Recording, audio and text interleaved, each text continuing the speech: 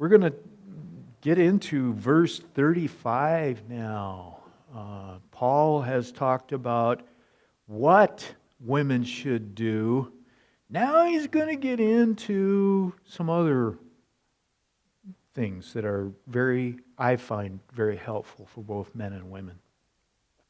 Verse 35 says, And if they will learn anything, let them ask their husbands at home, for it is a shame for women to speak in the church. All right. Just because women, for love's sake, remain quiet about their husband's prophecy in the church doesn't mean that they don't have a place where they can say everything they want. We're going to get to that right now. Let's take this one word at a time, because this is another verse that has been so woefully misused, misunderstood, misinterpreted. Let's take a look word by word here. My first word is and if. And if. It means in case, or supposing that.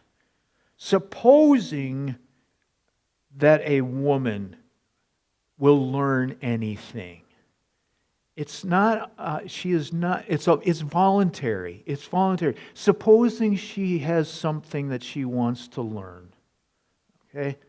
Or in the case of she wants something to learn. It's not that she has to comment on every one of her husband's prophecies, which incidentally, in my marriage, I'm very glad.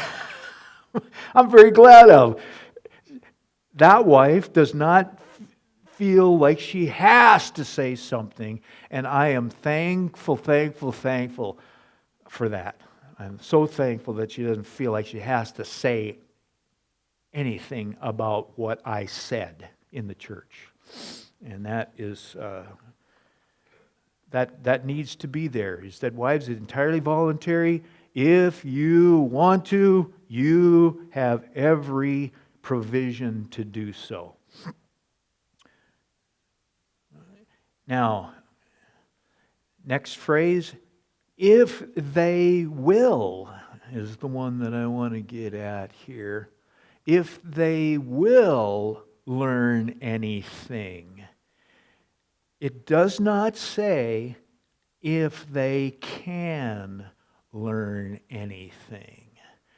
I tell you, some of the most well-respected Bible interpreters, they imply that what Paul was talking about is that he was talking about the fact that women, if by chance there's one of them that's bright enough,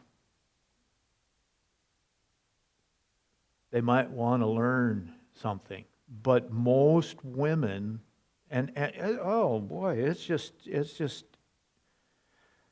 what they will say is that it means most women don't want to learn anything. They don't want to learn anything. And in many cases, they can't learn anything because they are ignorant, rude, loud, and they need to be controlled. But it says, if they will, and the word will there is to strongly desire, to intend. It has determination and purpose behind that word. If they have determined, and if they intend and really want to learn something, then they've got a recourse for doing that. There is a wonderful place for them to do that, and I'll relate a story to you later that just really points that out. If they will learn, the word for learn there I have found it to be really the definition of learn that Paul uses here is very similar to the definition of the word judge up in verse 29, which is the context in which this is done. Let the others judge if they will learn. Learn and judge are similar. Learn means to examine closely, to find out for oneself, to learn by inquiry. Now look at the word judge. To carefully evaluate, to learn by discriminating.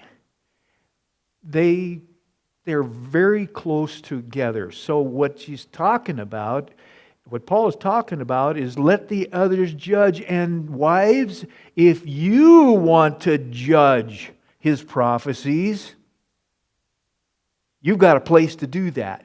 But it is not in public. So learn and judge, very close to one another.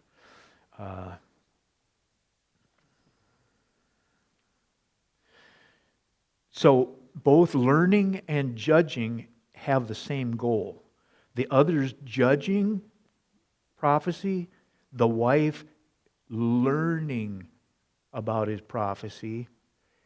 They both have the same goal, which is to understand the true intent of what he said.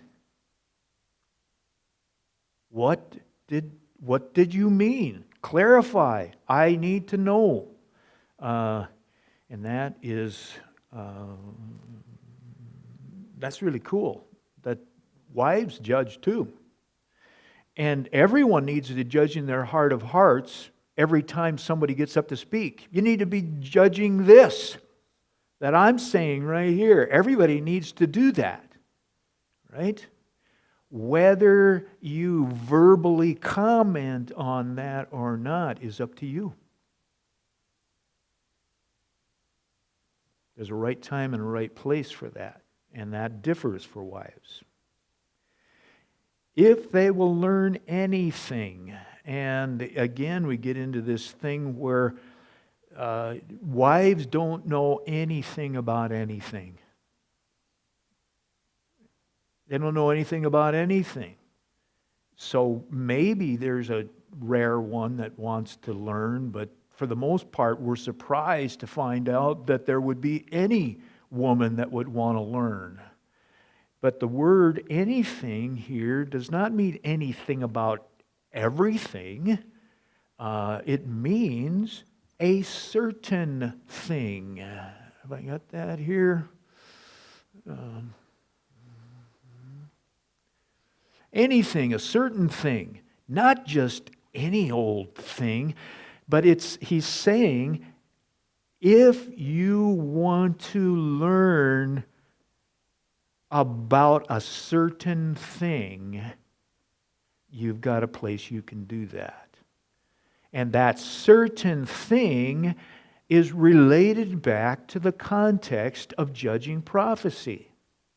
If you would learn a certain thing about prophecy, if you would learn a certain thing about prophecy, then you've got a place where you can do that. So it's not anything about anything, and it is surprising how many times commentators will say, well, here's the amazing thing about what Paul said, is he said that some women might want to learn. I'm going, what? Help. Anyway. Now, it gets back to this synagogue thing, is that this is what they say. If these rude, loud, chattering, quibbling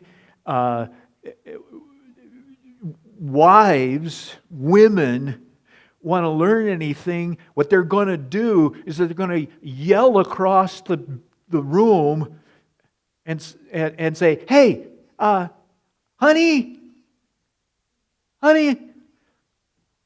what does that mean? I don't get it." That kind of thing, and that is the caricature that I see in literature along the way here, and it comes from this synagogue thing where they're separated. They're not sitting next to each other. They got to yell across the room because they don't know any better. Good Lord. This synagogue idea and this yelling across the room and this chatter that they were accused of, it's pure fiction. There is nothing in the Scriptures to support any of it. It's just all fiction. But it has been hook, line, and sinkered centuries and centuries and centuries.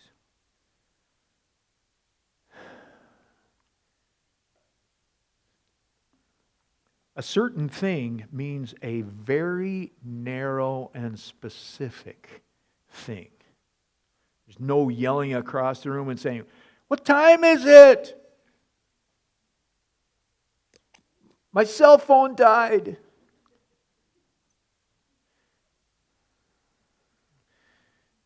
So it's a very narrow and specific certain thing.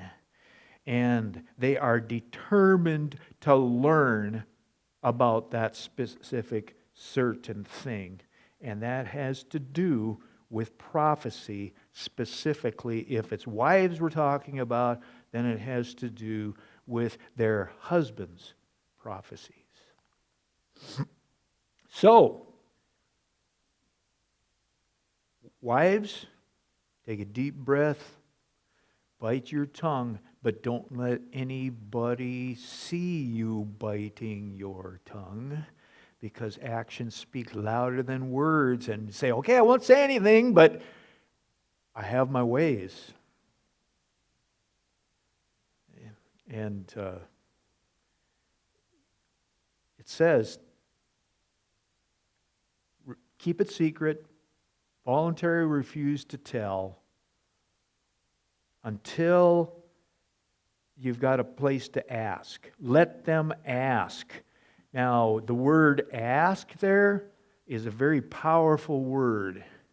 Let them ask. It means to interrogate or demand of a person. Whoa, this isn't just a whim. This isn't just a trifle thing. It means to investigate, to counter question. It's got a more intensive character of asking. So asking can be way over here on one side where it's a real lightweight, trivial asking, all the way over to a very heavyweight interrogation. This word is the interrogation. This is the... Wives, there's a time where you can unload the whole clip. Okay? And it is here where there is a real thing that needs to be pointed out. There are men that are reluctant to share what the Lord has given them for the fellowship. Not because they have stage fright, although there's many that do. Fear of man is it's big, but there's a fear that's even stronger than that, is that they're afraid of what their wife is going to say about what they had to say when they get behind closed doors. There is many a bold and confident preacher, teacher, prophet, that trembles at the prospect of when all the patting on the back is over and everybody said, wow, and all that is over, and they both get in the car. And they are out of sight and out of hearing of everybody else. And they just tremble at it. One of our mentors here at Mount Zion, he talks about how he trembles at his wife's evaluation of what he has preached and taught. And it's somewhat humorous, but this is hard. This is hard for guys. The Scriptures gives you full permission to keep doing it. If you have determined that there's something that needs to be said about his speaking in the fellowship, you've got all the support of the Scriptures, of Paul, of this whole section here that you need to, and you ought to, and you have the freedom to do so. Now it says, if there's nothing that you don't have to, okay, but you can, if you've determined that you need clarification, correction,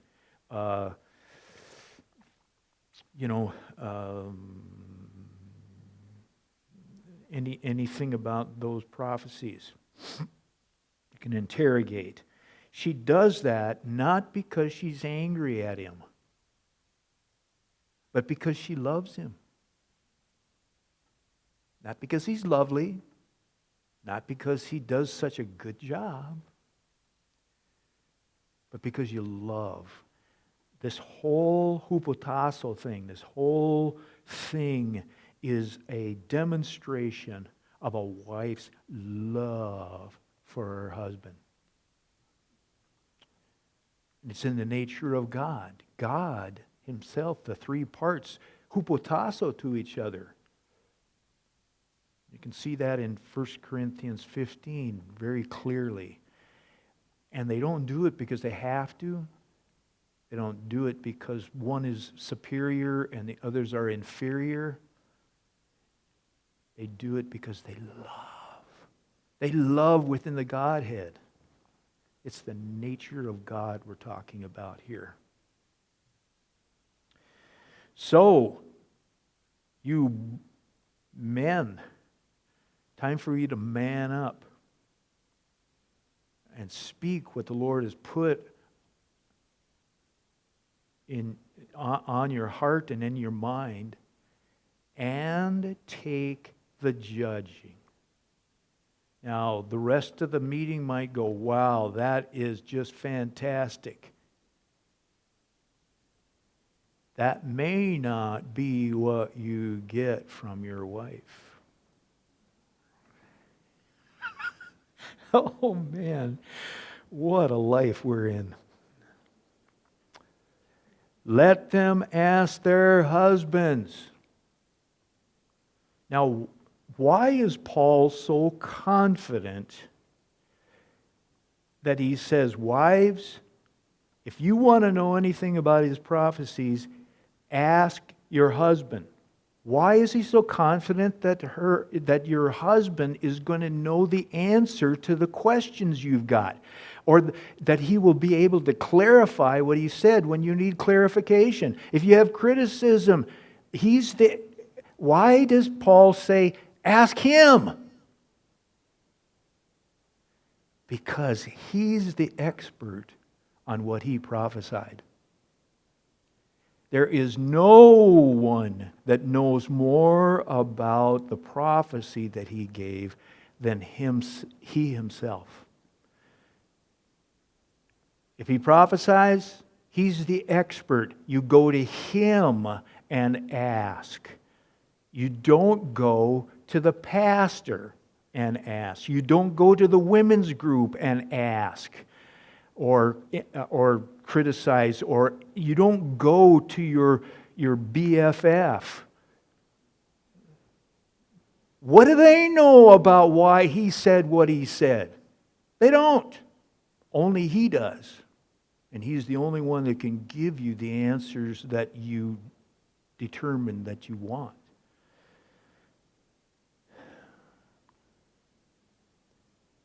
You don't ask other husbands. You ask your own husband. That's what it says. Let them ask their own, is the real word in the Greek there. Your own husbands. If somebody else prophesies and you need clarification, ask them. They're the expert on what they prophesied. Don't ask your husband. How is he supposed to know? He's not the expert on what somebody else prophesied. Ask them. You have every freedom to do so, because then you are in the group that let the others judge. You just join in because you have every right to participate. Okay? All right. Time and place. Okay, let them ask. Let's go on to ask their own husbands. I'm sorry I keep on getting behind in my overheads. Let them ask at home. At home. The word there actually means house, but it can also mean home, and it can also mean family. What did Peter say to the jailer? You shall be saved and your house. Did he mean that, this guy's, would be kept from falling down? No. He's talking about his family. Talking about his family. Now, here's the deal here is that you need to ask at home, because that's the appropriate setting to be asking in. Now, I need to say that just because in other places in the Scriptures, this word for home means family, it does not mean that here. You do not interrogate your husband in front of the kids or any other family member. This is for you alone, out of earshot of anyone else.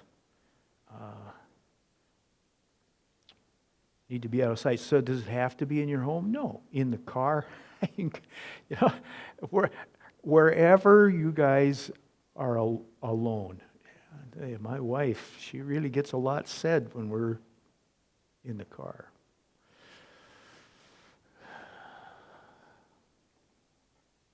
Moral of this story, take 2 cars. No.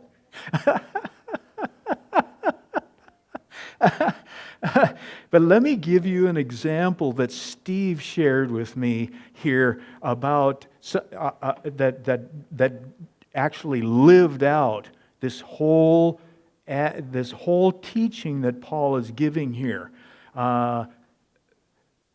There's this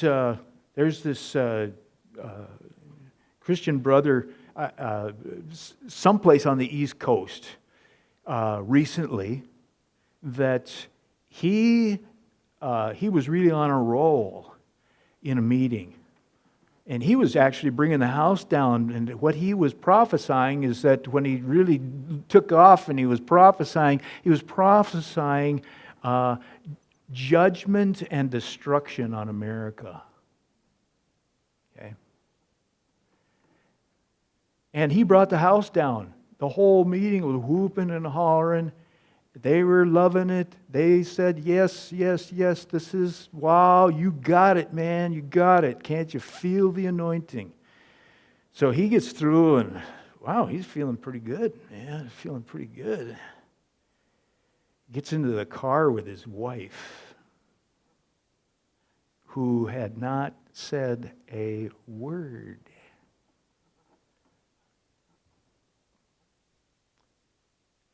Wife turns to him, says, "You're a false prophet." What? You're a false prophet. What do you mean I'm a false prophet? Man, I was under the glory spout. Man, this was the word of the Lord. He says, no, you're a false prophet. Why do you say that? Because you were prophesying judgment and destruction on our children, and there was no tears in your eyes. You weren't crying while you prophesied it, because you were prophesying destruction and judgment on future kids. Whoa, he really took that to heart, okay? Now, to his credit, he took that. It went in.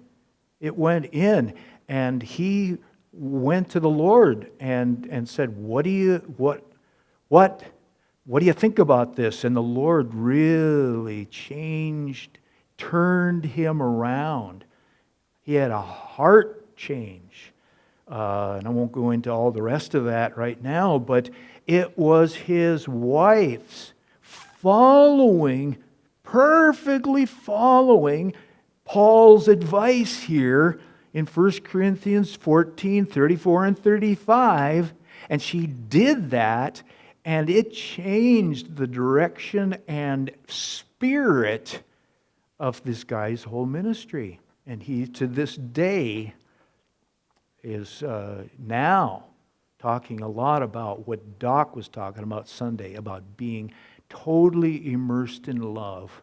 And the only time they hear from me is when my lips break the surface, I speak, and then I go down into love again. Wow.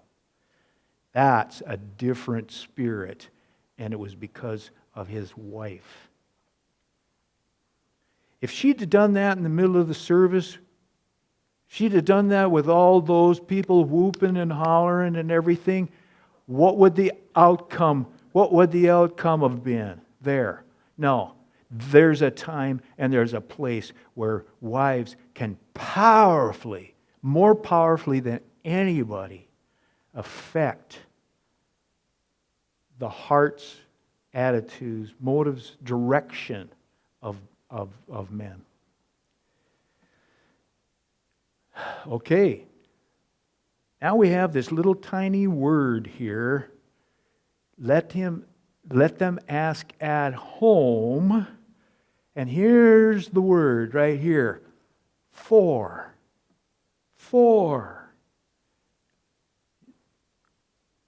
To this point, Paul has been talking about what wives need to do. Now he's going to talk about why. For just simply means for this reason, or because. Wives, you do all this because. For this reason you do this. So finally, after going through this whole thing of what wives should do, he's finally getting around to why they should do it. Why they should do it. For it is a shame. For it is a shame. Wow. This is a powerful word that brings up all kinds of feelings of disgust in everybody, then and now. And shame is one of those rail switch words. Depending upon how you take it, it'll take you in one direction or another. And this word here means, it's up there,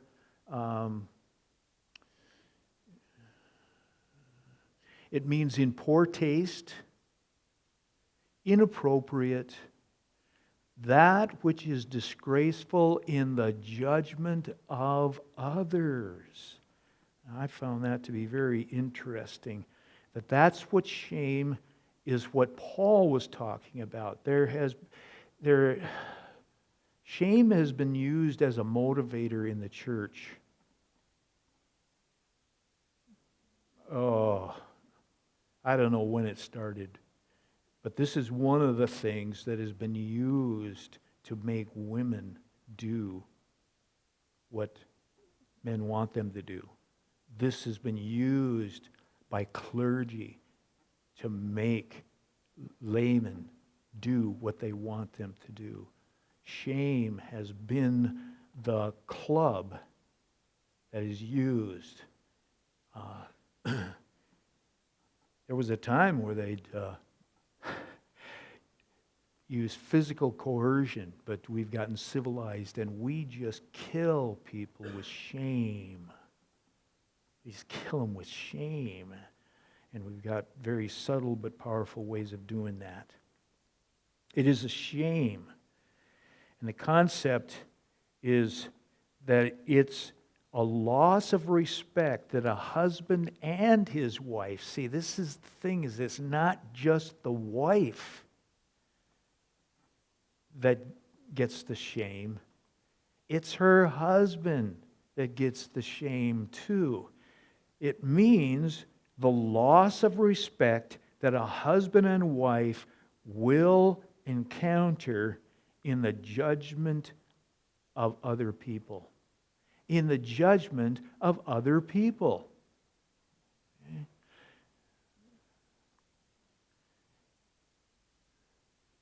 This is the spot. Now, this is not the kind of shame that Adam and Eve said we were ashamed and we hid ourselves. That was a shame that was not in the judgment of other people. That wasn't a horizontal thing.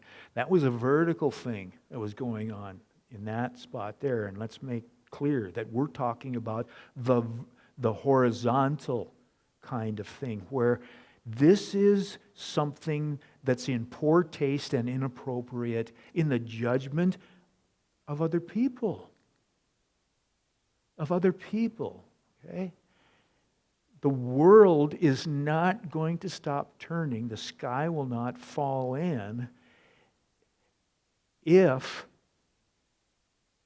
you do something in poor taste in the judgment of other people. Hey, the world would have collapsed already if it was going to, because of some of the stupid things that I've said while I'm up speaking. Later on, I go home and I go,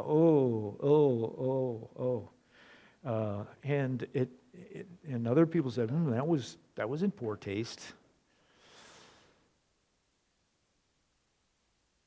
Life will go on, no lightning bolts stuff in this. It's not like that if you speak something that is inappropriate, wives, about your husband, that everything will come falling in. You will be lost. You will be shunned. You will be dunked in the dunking tank. Yeah, you will be branded. No.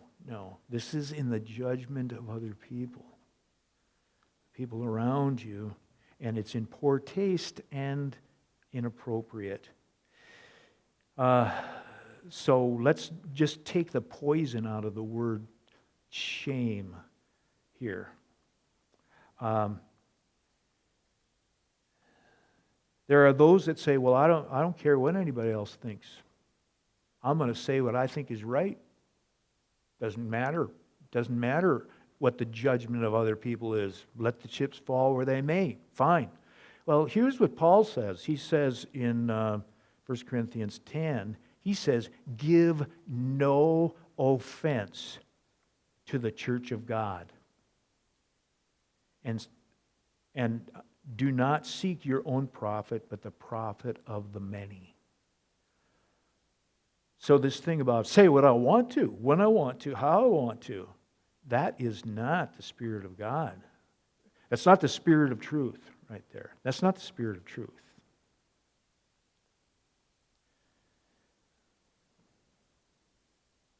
Now, she may be absolutely right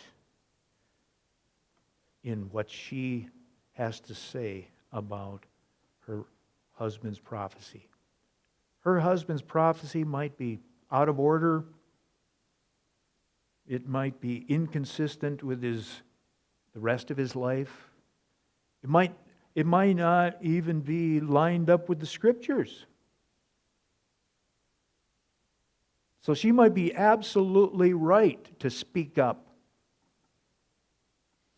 But she needs to realize that if she does,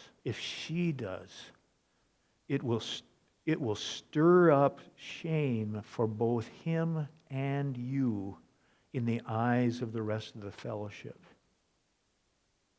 It's just the fact. It's just the way the human critter is in there. They will perceive that as in poor taste. There will not be anybody that says, "Yeah, you go, girl. You go."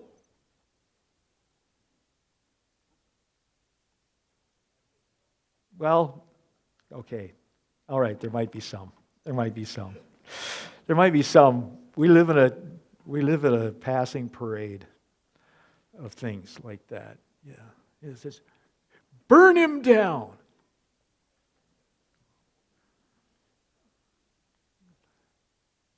But that's not the Spirit of God. See? As long as you see, because there's something greater that's at stake than you being right. What's at stake is love. That's what's at stake here. Love for your husband. Love for the people who hear. Love is what's at stake here, because guess what edifies? Love. Cold, hard truth doesn't edify. Okay. There's something higher that needs to be pursued than being right. There's already others that are going to take care of sorting out his prophecy. You just hold your peace. You just stay sagio. Voluntarily refuse to speak.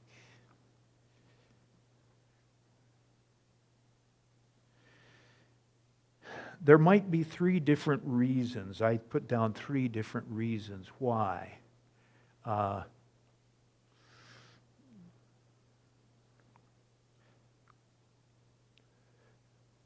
see. Okay. Here's 3 reasons that I've got why and this is not, this is just 3 reasons that I've come up with. She knows the intimate details. She knows things about him that could easily hurt and embarrass him. Why? Your husband is the only one that doesn't know that his life, his place in the fellowship, his relationship with those around him are held in your petite little hand, depending upon what you're going to do with it.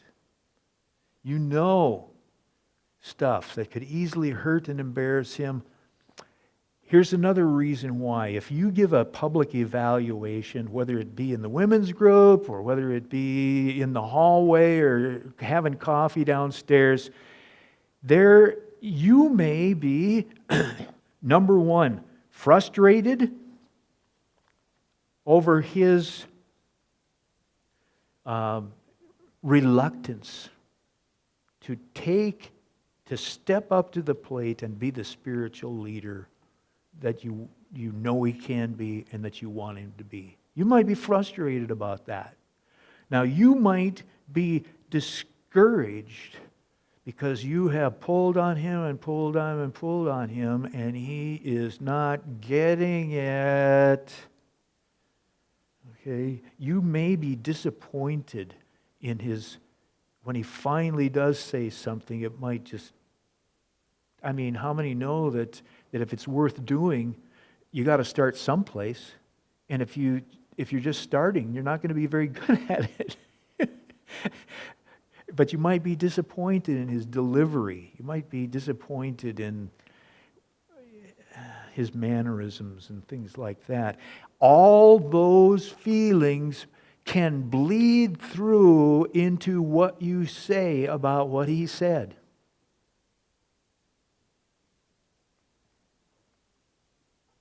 So that's the second thing. Even if she's got something positive that she wants to say about what he said, and she says, wow, that was right on, that was really good. Don't you think so, ladies? Or whatever, or stands in support of him verbally in public. You just know, if you've got any social adeptness at all, you know that that is going to be perceived by the people that hear you do that as some kind of arrangement between you and your husband, where if nobody else is going to praise you, I've been coached. I will. And there's a suspicion of collusion behind the scenes. And that is going to cause there to be a suspicion that there's collusion in many other areas too.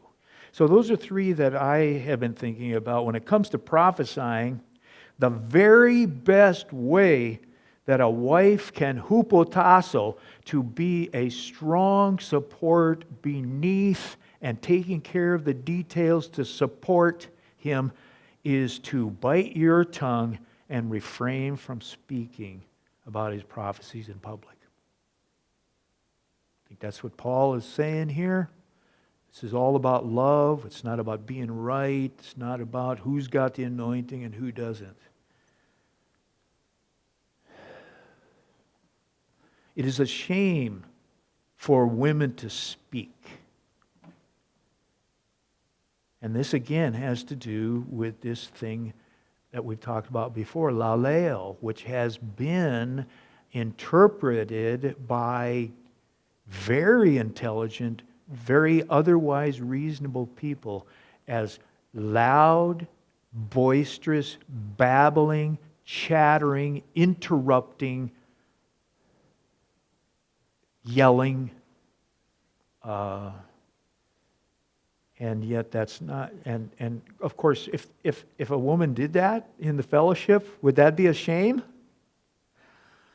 Yes, it would, but that's not what Paul is talking about. He's talking about telling what you know about your husband in public and how it relates to what he said in the fellowship.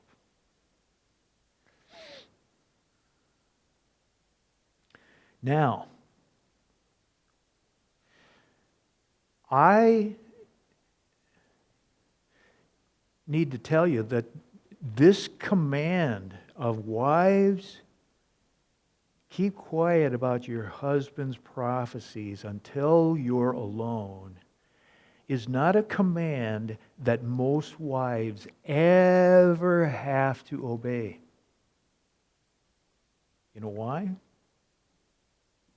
Because their husbands refuse to prophesy. Their husbands refuse to take the spiritual lead, step up to the spiritual plate and speak the Word of God to the church. They won't do it. They're passive. They're stubborn. They're selfish.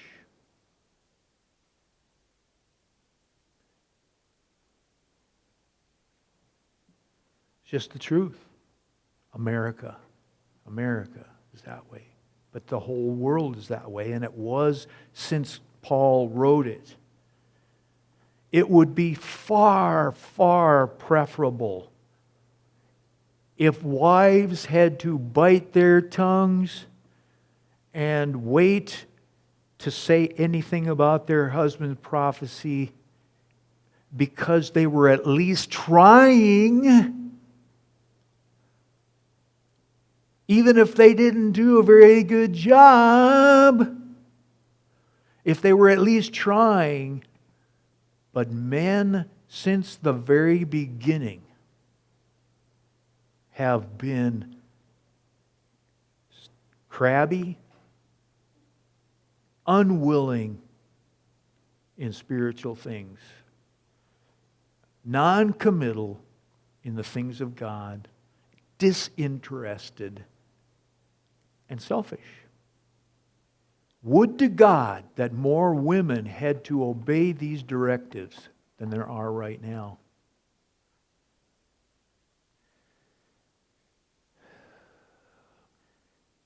Peter gives the example of somebody in 1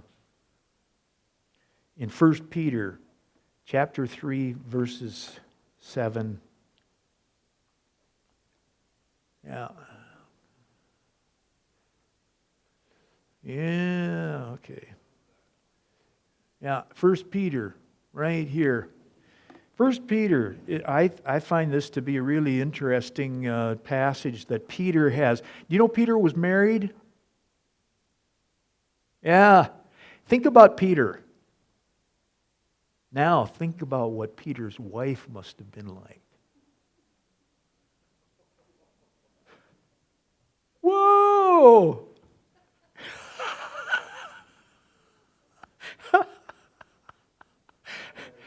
Yeah, that was a Jewish mama, I'll tell you.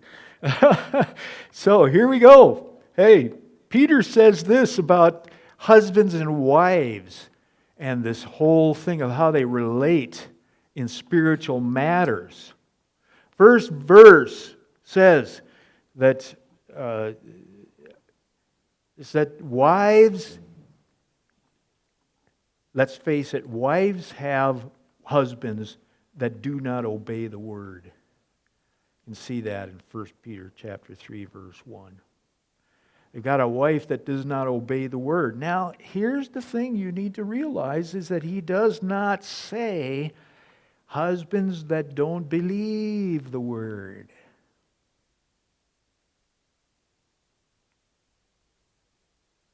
It doesn't say husbands that do not know the word. So this is not talking about unsaved husbands. This is talking about the common experience of most wives concerning their husbands. They know the word, they assent to it, they're not obeying it. They're not obeying it. And this is the place where things can really start going downhill between them, is that she knows the difference between what he says and what he does. So here we have wives confronted or living with or having a husband that does not obey what he knows he should do. Okay. So what we have is that in verse 5, it says that they remain a strong supporter because they trust in God. Right there it says so, is that holy women of old were hupotasso, in subjection, but that means put under the heel of, right? But that's not what it says. They remained a strong supporter of their passive, selfish, lazy men. Because why? Because he was doing it so good? No, because they trusted in God. Trusted in God. And that's a huge thing, ladies, that needs to be put in to your heart. Now, in verse 6, Peter says, okay, now I've given you the principle of this thing. Now let me give you the example from the Scriptures. And he says in verse 6 there, he says, Sarah is the example he gives, the wife of Abraham. Sarah was the example that Peter uses as an example of what he's talking about. Now, you know the stories as well as I do. Abraham, the earth might crack right here and swallow me up. Abraham was a man who did not obey the word. Abraham knew the word, believed the word, but guess what? There was some times where he did not obey the word. He did not obey the word. Oh, there goes my God, Abraham. There was 2 times with Abraham where he did not obey the word, where he was disgusting, where he was absolutely a hypocrite. One was with the king one was with a king in one area of Palestine. He was afraid that Abraham was afraid he was going to be killed because Sarah was such a beautiful woman that they decided, well, let's just off the husband and then I can have her. Okay, and another time we had the same kind of thing happen where Abraham was afraid that another king would treat him badly and take away all his prosperity, who he had given to Abraham all of this good stuff, all of this stuff, and he was afraid that this king would take this stuff back from him if he knew that Abraham was married to Sarah, because he had already expressed, he says, ooh, now there's a woman I want in my harem. Guess what Abraham did in both cases? He let Sarah be taken into these kings' harems. You talk about disgusting and selfish. That's our father Abraham right there. But what did Sarah do in both situations? She remained supportive of Abraham, and she voluntarily refused to tell what she knew.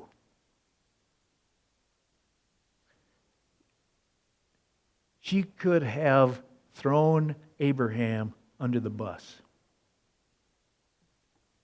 and she didn't. Because why? Because Abraham was doing it so well? No, he was disgusting. But because she trusted God.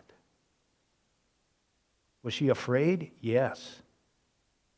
Was she in danger? Yes. Because of his stupidness? Yes. Yes, she was.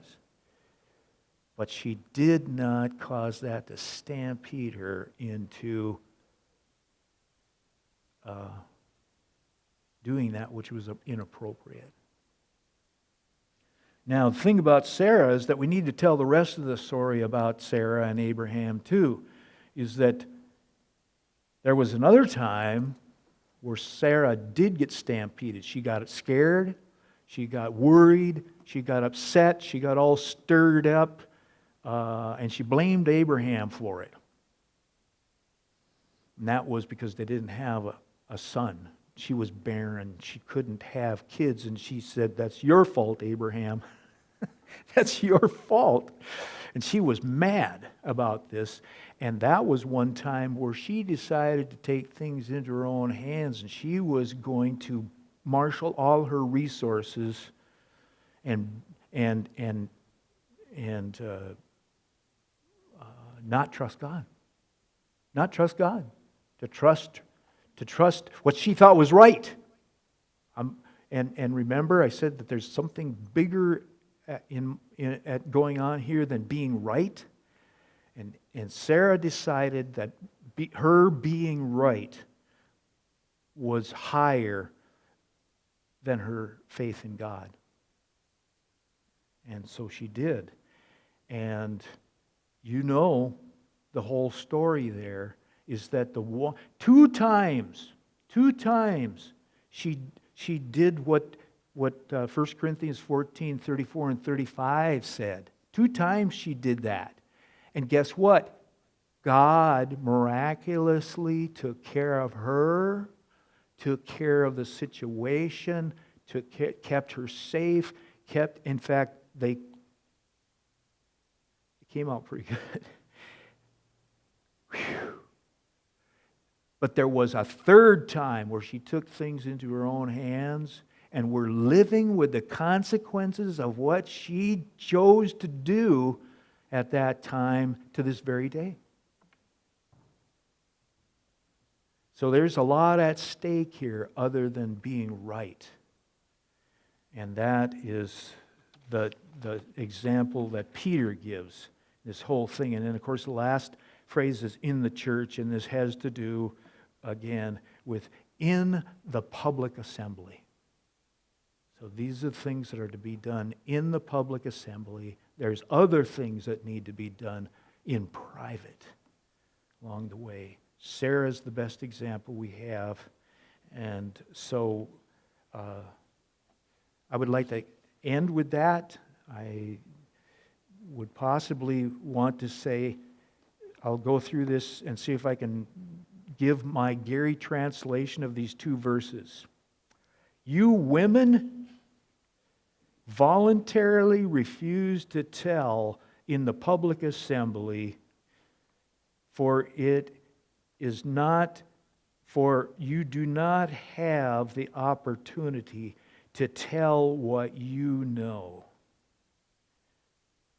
But you're commanded, but you are to be a strong supporter of your underneath, behind the scenes, taking care of all the details in order that others might be supported. And you are to be in a place where you are behind the scenes taking care of those things. Just as Genesis 2:18 says, because Eve was a helpmeet, and that means a strong supporter and rescuer of her husband. If you've decided you want to judge prophecy, anything about prophecy that your husband has said, ask in private with no one seeing and no one hearing, for it will stir up an embarrassing and dishonorable situation for you and your husband, for you to tell what you know about him in public. Amen.